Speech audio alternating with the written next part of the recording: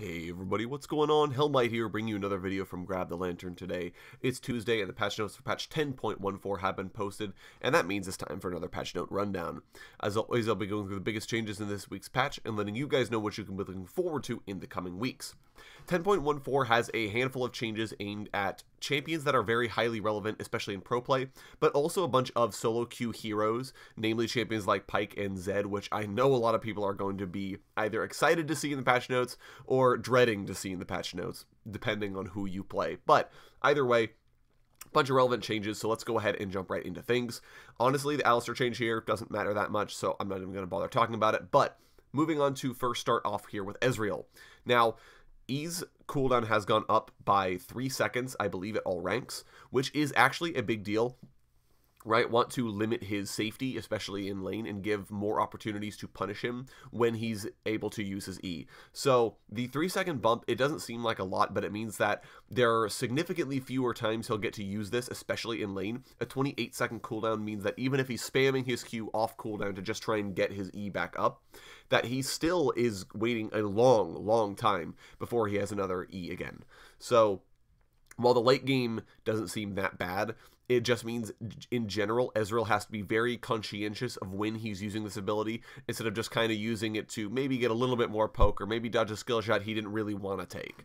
So I do quite like this change. It does reduce his safety in a good way, and in a skillful way, as opposed to just making it so like Mystic Shot does less damage, so he has to last it with his auto attacks more, that kind of a thing. Moving on to Karthus. Now, I'm really excited for these changes because I'm a big Karthus fan. I do think it's a very big buff to Karthus, but I don't think it'll bring back jungle Karthus in a way that a lot of people might be afraid of. Now, first and foremost, his health and movement speed have both been increased. The health buff is the biggest thing, especially for jungle Karthus, so I can understand why you'd be concerned initially. The movement speed doesn't matter too much for jungle Karthus. It does help him gank a little bit better and clear a little bit faster, but in general, that's just kind of a quality of life. You move better so you can actually avoid skill shots, get into position quicker, not have to walk so far back to lane, that sort of a thing.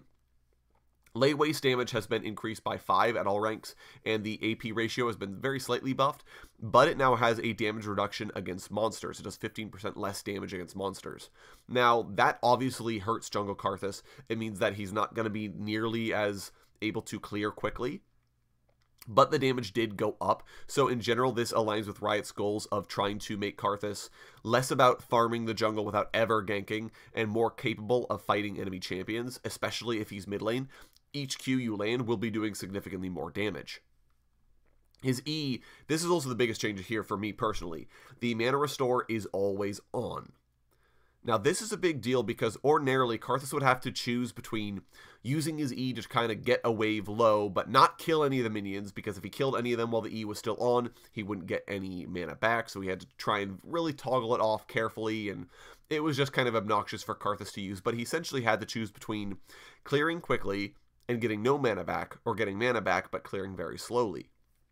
Now that he always gets the mana restore, Karthus is significantly opened up to just kind of shove and roam, or just to shove the wave in general. It does help his jungle a little bit. It makes him slightly less blue buff reliant, because he can just kind of turn on Defile in Raptor camp, for example, and get all the mana back.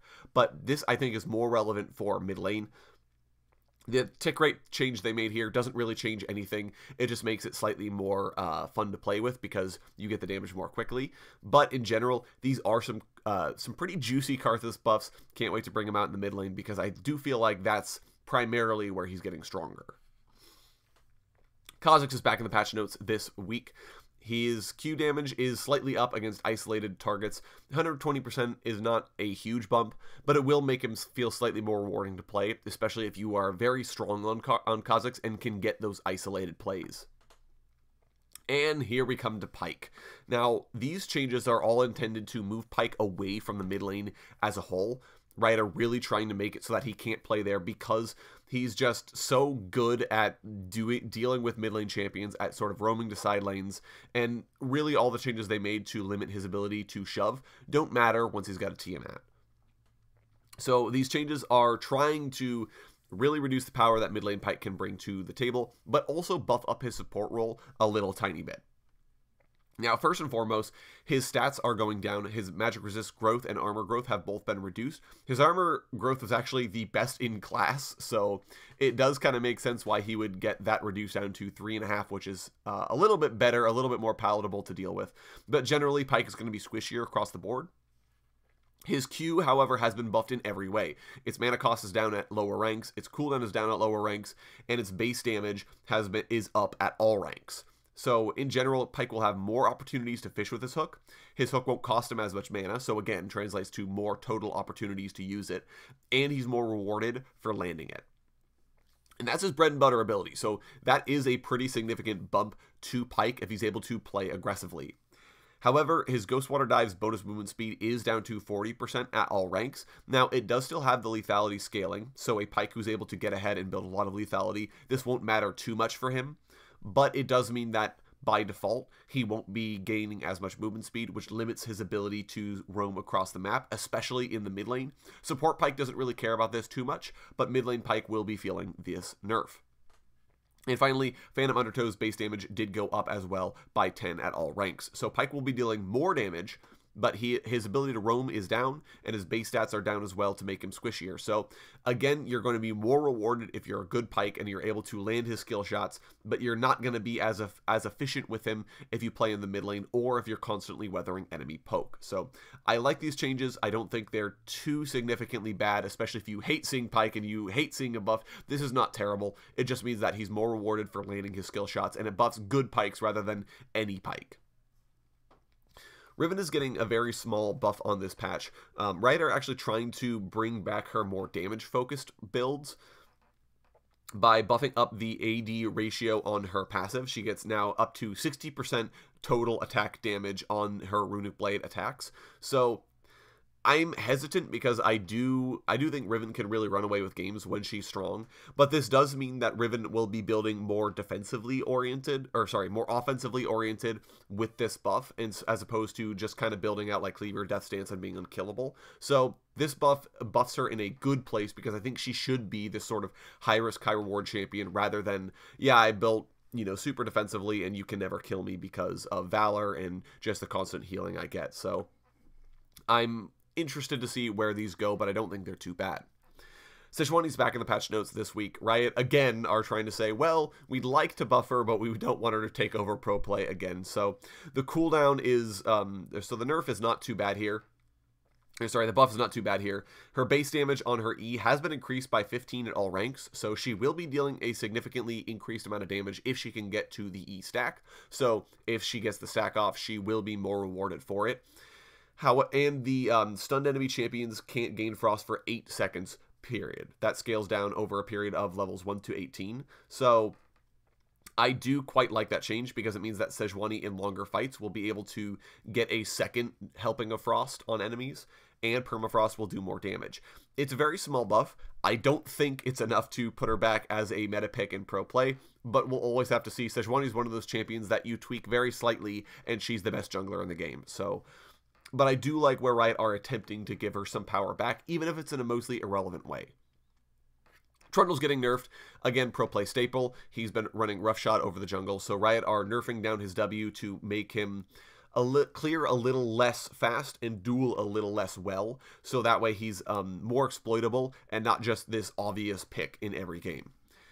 His W's bonus attack speed is reduced at lower ranks, so especially for Jungle Trundle in the LCS, because he tends to max Q and E first in order to get the pillar slow and the pillar cooldown down, and Q as his primary damaging tool.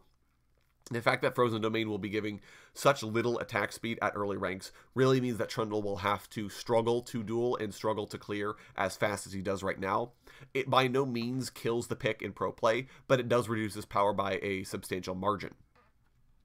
Varus is getting nerfed on this patch as well. That's no secret. He has just been this obvious blind pick in pro play for a long time. He's been very efficient with the early lethality Umbral Glaive build that just makes his poke do so much damage and makes him so safe and so easily able to bully enemy champions out of lane. So it does make sense that Riot would nerf him, and they are, of course, nerfing his poke. His Q's maximum bonus damage ratio has been reduced. The minimum damage is always 60%, 66% of the maximum damage. So even though it looks like they only nerfed max charge, they did nerf min charge as well. So his Q will be dealing less total damage, and Hail of Arrows base damage has been reduced at early ranks as well by 20 actually at rank 1. So Varus will be doing a lot less damage than he used to, and it means in general that even though these changes don't look too big, in general, champions will be left with more health whenever they get hit with Varus' abilities, which lets them stay in lane longer and hit their item breakpoints. So I do like where this nerf went through. I almost would prefer it if Riot would nerf Umbral Glaive, as I think that's the bigger problem here that really enabled Varus to be super strong. But we'll find out. I'm hoping they don't Sejuani the pick, but at the very least for right now, Varus will drop in priority by a substantial margin. Volibear's getting nerfed. He's actually not getting nerfed in pro play because Riot are specifically saying that this is targeting his average skill group jungling performance. So that's kind of interesting because he is getting played in pro play, but not too much, I guess, that he's considered to be overpowered. So that is nice. His base attack speed is down, which does make sense, I think, because that's primarily how he clears very quickly. And his W's Frenzied Maul now has reduced healing against minions and monsters. Now, I do like this. Volibear was able to really heal in the jungle, and you just could never kill that guy. He basically came out of his first clear at full HP. So the fact that it's now 50% reduction against monsters as well will do a lot to rein in Volibear's terror over the jungle, because it means that when you go to fight for level 3 Scuttle, Volibear won't be at full HP. We hope. Moving on to Wukong here. He's a bit on the stronger side. Who knew? You gave him every tool in the game, and he was really good. So Riot are attempting to nerf him down. The knockup duration on Cyclone has been reduced by a very small amount. It still doesn't change the fact that you get 2 casts of this ability. It still doesn't change the fact that it does so much damage, but it is a step in the right direction. Riot are trying to maintain at least some of the things from the Wukong rework without totally killing the pick. And finally, talking about Zed here. Now, this is actually a throwback change. Riot even talk about it. Season 3, they nerfed the missile speed on Living Shadow to give enemy champions more time to react to Zed trying to dash on top of them. And that change is finally, 7 seasons later, being reverted. He's back to being a very swift missile on Living Shadow, which will let Zed really get in on top of enemy champions, or at the very least, put out a Shadow and immediately go for a Shadow Slash or Razor Shuriken that will be much harder to deal with because that Shadow came out so much more quickly. The cooldown on Living Shadow also is reduced at early ranks, which is a buff because it's generally a last max for Zed. So that gives him more opportunities to use this newly empowered Living Shadow to get poked down or to look for plays.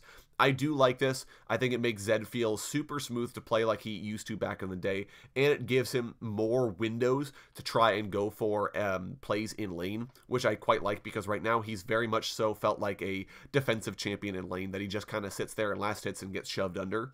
Now that he has this faster Living Shadow, he does have some opportunity to go for shuriken plays. So this is a great place to buff Zed. I can't wait to play with the newly buffed W because that was super fun back in the day. So I'm glad it has been returned to live. And sorry, real quick, just a couple of notes. Predator's getting a small buff here.